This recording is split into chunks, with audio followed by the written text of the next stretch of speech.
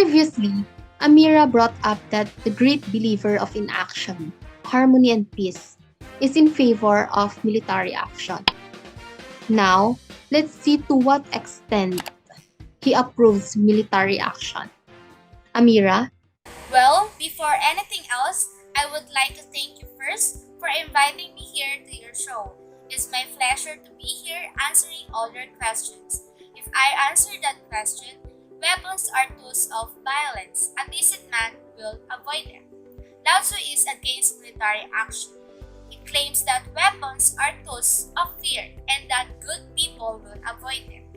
Lao-Tzu adds that military action should only be used when necessary for protection.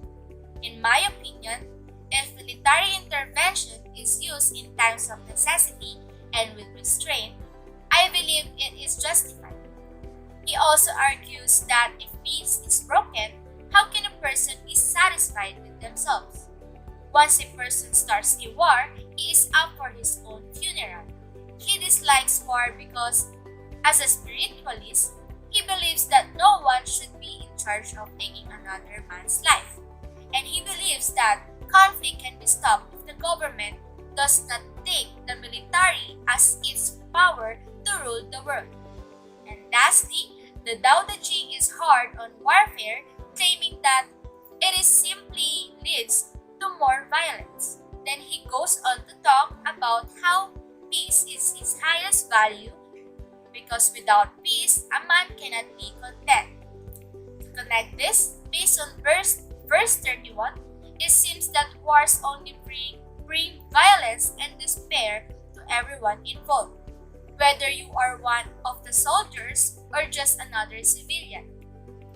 It does not benefit anyone other than those at the top who only point their fingers and order everyone around.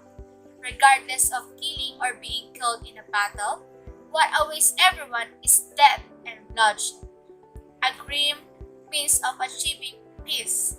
For Lao-Tzu, military action is only appropriate for highly critical situations, such as protecting those who are powerless or defending against terrorists. I agree with his idea about military action. Precisely, drawing weapons means bloodshed for both parties. His idea depicts a standard ruler who was cautious enough to think about the welfare of his people first, before his ego. Let's be honest, war is not just a political, economical, and social misunderstandings. Whether they admit it or not, there is always a bit of ego in every war decision. It is also true that it does not benefit anyone other than those at the top, who only point their fingers. War rarely solves any problem and improves nothing rather than politicians' self-image. Relating this subject to our past and even in the present day, wars became a source of great power for different countries. Seizing those weaker than them yields them to be the best, and that attracts the rest of the world to glorify them. They mask war as a way to achieve peace. But is it really about peace? Whether they mask or hide their agenda with any term, it is obvious that they are just after the victory and honor. For weakling and cowardly masters, victory is a definition of success, while peace for righteous men. Right on. Master must be a true master both in philosophy and attitude. Referring to that, what is the true character of the master? Since the term master is used frequently in the text Tao-te.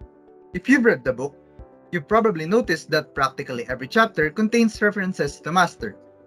Dr. Lao-Tzu described the master in the book as having a variety of traits. Giving himself entirely to the present is one quality of the master. He is aware of the limitations between what is under his control and what is not. The master sees things as they are without trying to control them. He respects individual space and choices while ensuring them to reside in the teachings of the Tao. The master doesn't fear death. Because he knows nothing will remain forever, he doesn't cling to anything. He is content with the power and authority he has. He believes in himself and is confident about his choices. The master in this selection has the character of a righteous. He doesn't walk on the counsel of the wicked, rather advocates goodness and justice. Another astonishing character of the Master is being aware of his own mistakes and the courage in admitting them, since it is one of the hardest things to do as it wounds the ego. But remember that sometimes what hurts our ego is suitable for our spirit. It is a chance to learn and improve, and not a reason to be down.